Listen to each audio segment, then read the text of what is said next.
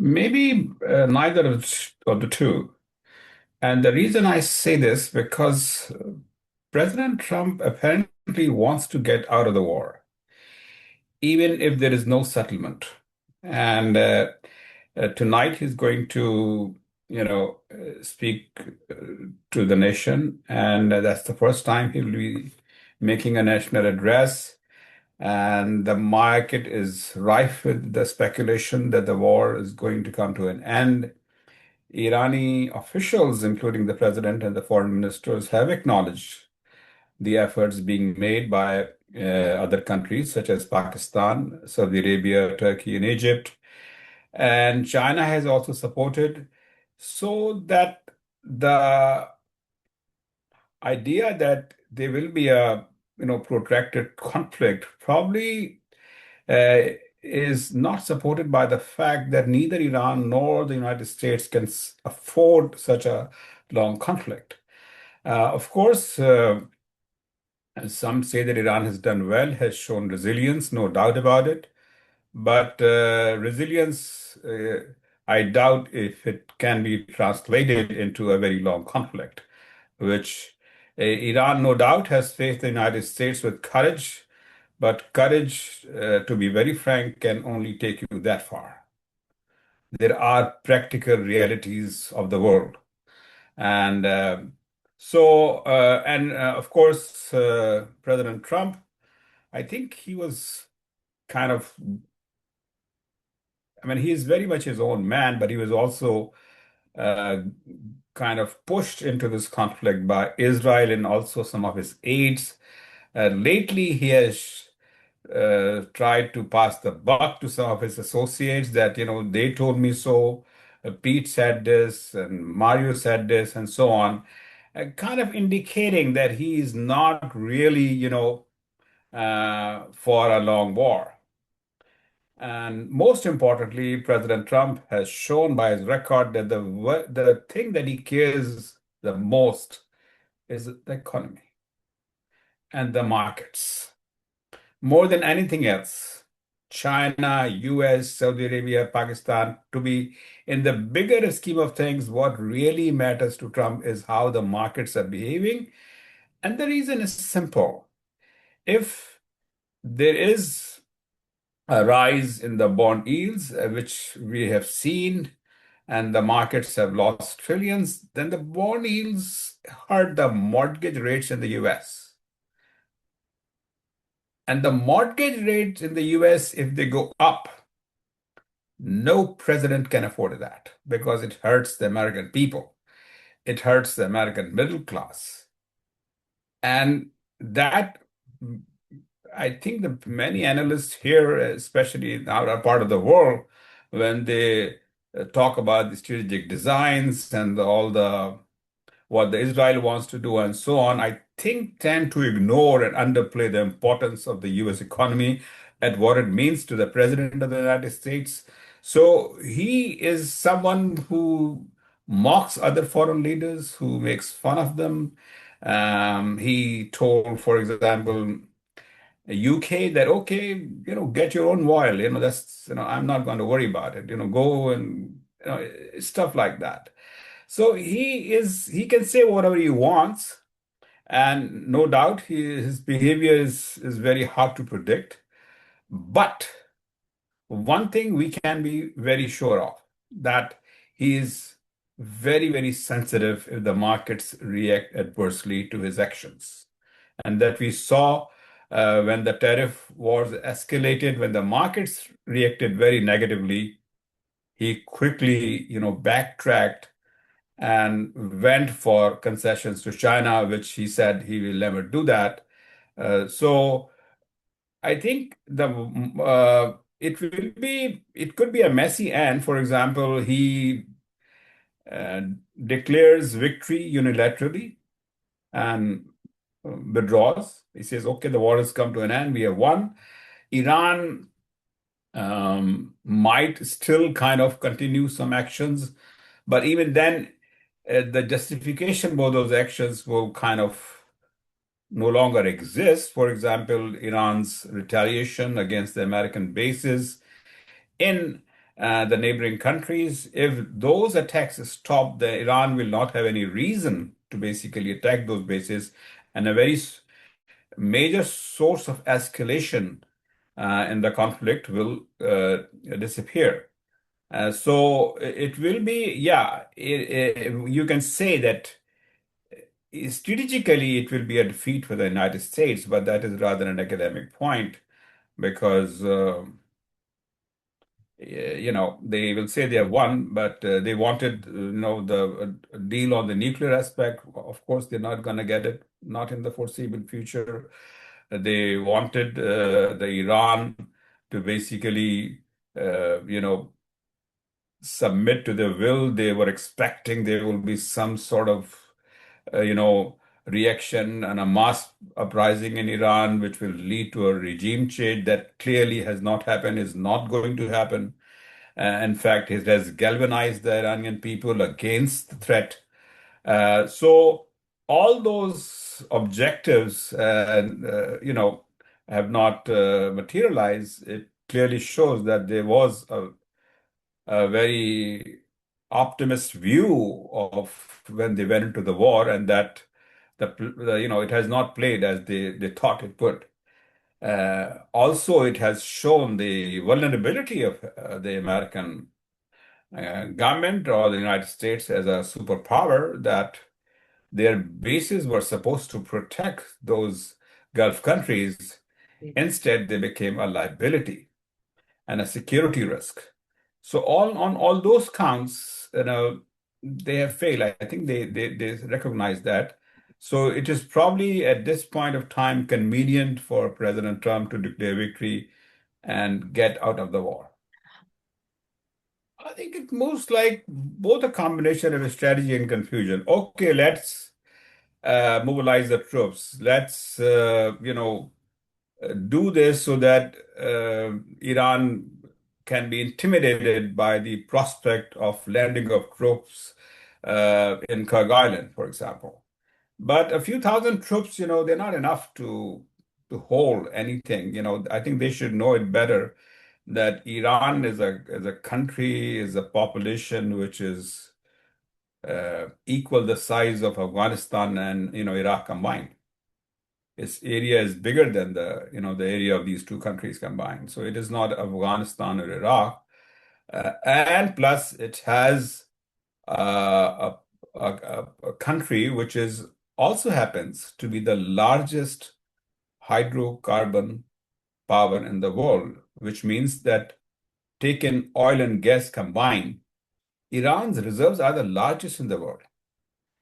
It is completely self-sufficient in gas. They don't need gas. They run factories. They are making missiles, on their own. They don't import the missiles. They don't have to ask anybody. And because of the rise in the oil price, actually they have made more money from oil exports than they did before the war started, because they have been exporting bigger volumes to China, for example, despite the closure of the Strait of Hormuz. So it is not, a banana republic, or the Westerners want to call it regime. Yes, Iran government has faced opposition. There are opposition groups, but at the same time, let us accept the government has not collapsed at all, actually. The establishment in Iran, which is basically the guards, I think there are all indications that they remain firmly in control of the government. And so I think it will be a folly to assume that some sort of minor operation to secure the Strait of Hormuz. There are noises that and that created by some the Western media, that the UAE actually is favors a ground operation, and some other countries are also favoring operation. But let us accept the fact that none of these countries have the armies to the support such kind of an ambition operation. So I think this is more a tactic. You can call it a tactic to kind of intimidate Iran or to make more noise. The main weapon that America has actually is the missiles and the bombs, for which, they have, of course, a formidable air force. Thank God they have not used some of those bombs because they can cause huge devastation. And so I think in that way, they have kind of restrained because they know that there's a world, the future, and they should not really bomb Iran to. I mean, he has said it many times that he can do it, and but does he actually do it? I doubt that very much, because if that happens, that will be a catastrophe, and that will be the beginning of a conflict that may have very serious unintended consequences. So I think at this point of time, it looks like that the war will wind down. It may not come to a clean end with a negotiated settlement. There has been a lot of talk about guarantor. I simply don't think some of these people understand. There cannot be no guarantees in such a situation, especially when the degree of mistrust is so high, and justifiably so. It has happened in the past that the US went into the negotiation, then attacked. So you really cannot blame the Irani government if they say, well, you guys have done this ploy before. Maybe it's another, way. And so there is a clear, trust deficit there.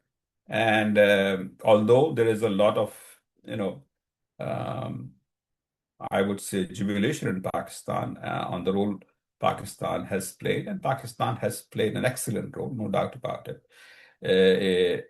From just a couple of years back, when Pakistan was written off as being completely irrelevant, Pakistan has staged a great comeback. But at the same time, we have to be realistic in such a huge conflict. Pakistan can do maybe work as an intermediary, maybe uh, facilitate, maybe do more than facilitation, but still, neither China nor Pakistan nor Saudi Arabia can be a guarantor of peace, because guarantor is a very, very strong term. And given um, that Iran may be seeking guarantees, but it looks like that it's not going to happen, that any country would just guarantee that. Who would guarantee that the Trump will not strike again?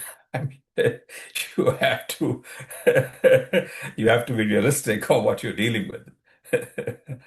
Saying Chinese are that Chinese, being very astute leaders as they are going to get into this game. One reason is, which is China's very long-standing policy. China does not want to get dragged into military conflicts. First, let's see the Strait of Hormuz. Yeah, no doubt 20% of the world's oil supplies go through it. But 80% of those supplies go to the Asian countries: India, China, South Korea, Japan. So the Asian countries are the ones who have been the hurt most. We, for example, if you Brent oil is not really the relevant benchmark. The Dubai crude price has, touched 128, 125. It went up by like 60% or even more. So it is the countries like Pakistan that have been hurt, and also like South Korea and India. And this, yeah, the gas supplies, the Qatar, that has caused anguish. That has also caused what I call the contagion effect, that the European gas prices have responded. They have spiked.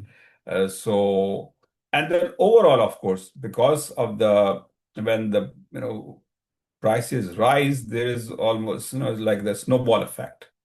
So the US, the prices at the pump, they have increased, they have hit the highest levels in the last 4 years, since 2022, over $4 a gallon. And diesel, which is very important for transportation in many countries, that has gone up even higher than gasoline or petrol. Given the fact that the oil crisis has hurt even the American consumers, is quite noteworthy because if it hurts them, of course, and we have also seen that the record drop in the approval ratings of Donald Trump. Although the Republican Party continues to stand by him, with him firmly, but you cannot ignore that the Trump's popularity has gone down in the United States. The gasoline prices at the gas stations, they have gone up. There is a noticeable movement in the interest rates. So the possibility of further cuts in the U.S. interest rates is just off the table. The Fed is not going to cut the rates, which it may have, before. So all these things to taken together, in that way, Iran has been able to do what it wanted to do, which is turn this armed conflict into an economic warfare or economic weapon. And it is the first time a country in the Middle East has done since 1973. And we know the facts. It caused the recession, the interest rates went up, the inflation was horrendous. But even then, Pakistan suffered as the oil prices kind of between September 1973 and the spring of 1974, after the Yom Kippur War, the oil prices quadrupled. And it's I think it will be a digression for a second. A lot of people actually blame Mr. Bhutto for a lot of economic policies. I think what is not really discussed and I say it with due respect, because a lot of our political analysts just don't seem to get it. The biggest damage to Pakistan in economic terms during those times and to Mr. Bhutto's government was caused by the quadrupling of the oil price during that period, because the inflation went up to 25%. And that hurt his popularity more than anything else in 1973-74, despite his huge success in convening the Islamic Summit Conference. Some of the bread and butter facts are very important. They matter to a lot of people, ordinary people, their lives, how they run their, budget, their home budgets. That hurt. So, yeah, diplomatically, the Islamic Summit was a huge success. But economically, in terms of what it cost to the people of Pakistan, was also very significant. So we should not forget the lessons of history. And again, in 1971, the government of Yahya Khan played a remarkable and historic role in facilitating the visit of Henry Kissinger to China. And in 1972, President Nixon visited China. And it was clearly a huge event for the global politics and for the contemporary history. But what happened with Pakistan in 1971, 72 is also a matter of record and history. So my observation is, let us keep our interests foremost before anything else. And at the center, this is where I disagree with most of the political analysts in Pakistan. Due respect, the center of the foreign policy and defense policy should be energy security. Energy security has been the cornerstone of American foreign policy for nearly a little less than a century, to be precise, since 1940s, when President Roosevelt, met King Saud after the discovery of oil reserves in Saudi Arabia. That was, I think, in 1945. So you cannot, it would be, I cannot overemphasize the importance of energy security. Energy security has driven the US foreign policy for nearly a century. And you cannot say that we can be indifferent to it because just of some emotional reason or some misguided view of the how this real world runs. So I would like to emphasize that the energy security should be at the core of both foreign and defense policies. You cannot be a policy expert, and I say this with respect to all the stalwarts, if you do not understand energy security. So there are risks in everywhere, but what Islamabad has done, and let's not take the credit away from the present government, it has managed to walk a very tight rope. What was seen as almost impossible, that you can be still friends with China and yet work with the United States and be friends with them too. They have made it happen.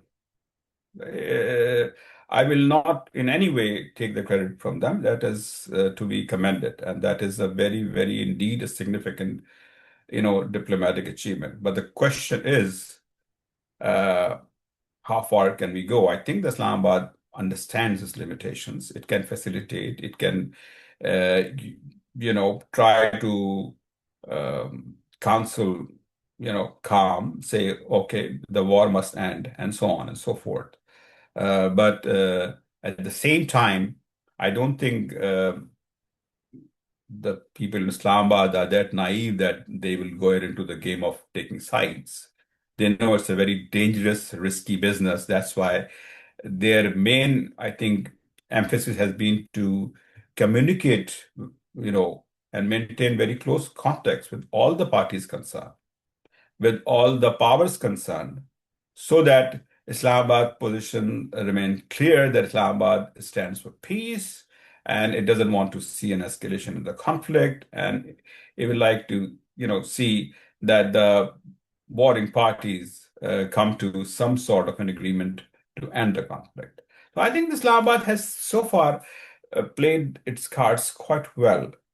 What I'm not sure about, how can leverage this newly gained strategic positioning to secure Pakistan's interests. And what I mean by that is, can it get the United States to give Pakistan a permanent waiver against sanctions um, for import of gas and oil from Iran?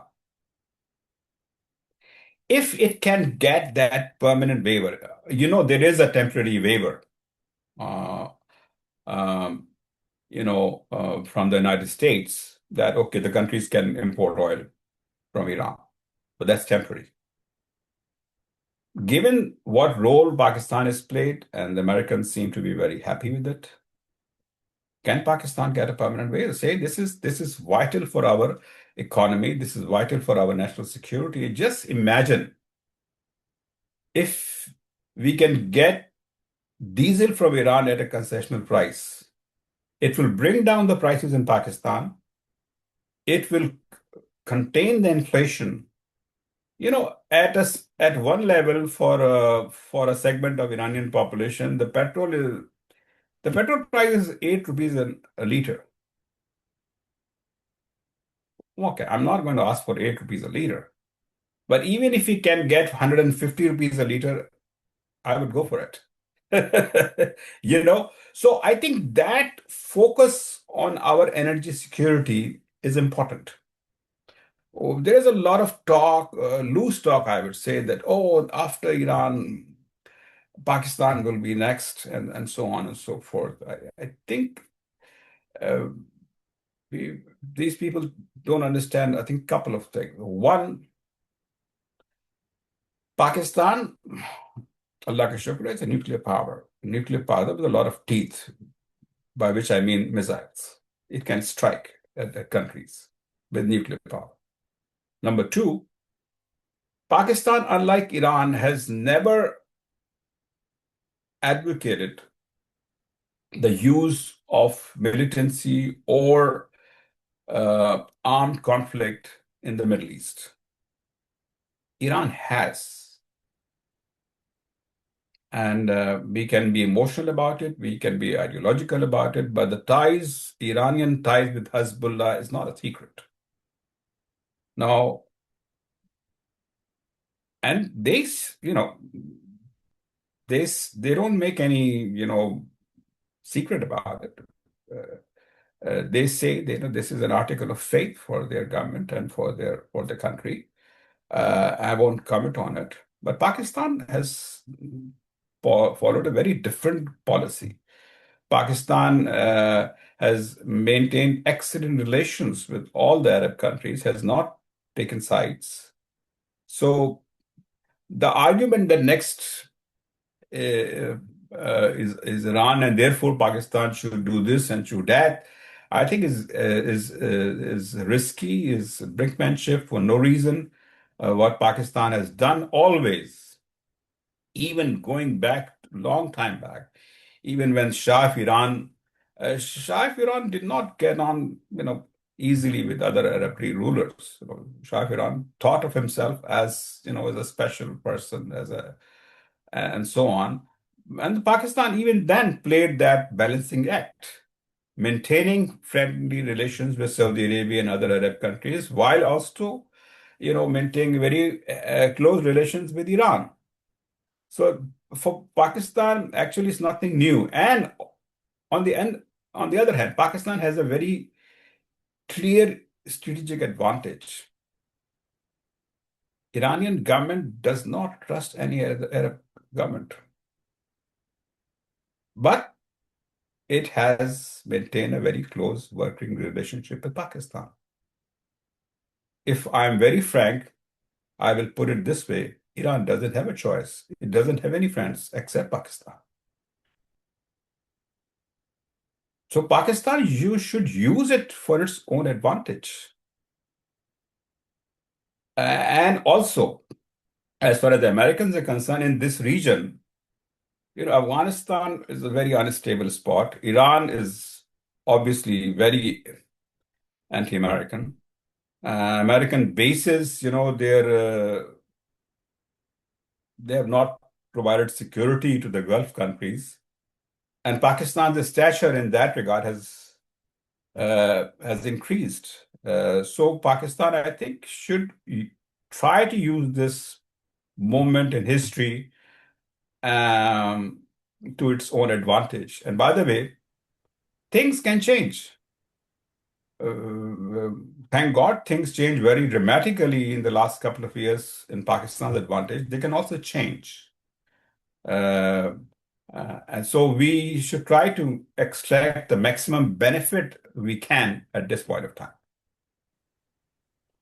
I think there were already tensions between Saudi Arabia and the UAE. Now we have a whole new dynamic, which is the whole, the prosperity in Dubai, Abu Dhabi, and all these countries was built on the premise that these are safe countries. There's no risk of war. Even after the 9/11, these countries remain pretty much immune from, the terrorist attacks and so on and so forth. That dynamic has changed. And the global capital is very ruthless and selfish. It doesn't like insecurity. It doesn't believe in ideology. It moves the money as quickly as it can to safe havens. And so I think that expected inflows, people will thought that a lot of the capital will continue to flow in the UAE and Saudi, etc. I think that is going to change. Um, Already, I mean, there is no like capital flight so far from the region. Yeah, there have been reports that, very rich people have withdrawn their money and moved elsewhere, like from UAE to Singapore or to Europe and so on. But there has been no, capital flight so far. I think what is more of a worry, how would this affect the future growth and the future inflow of capital into the region? I think that will be negative. It may slow down. You may not see a huge capital flight. Also, one reason is that a lot of foreign capital was invested in real estate. I think close to $1 trillion in property by foreign. Now, you cannot sell property like that. It's an illiquid asset.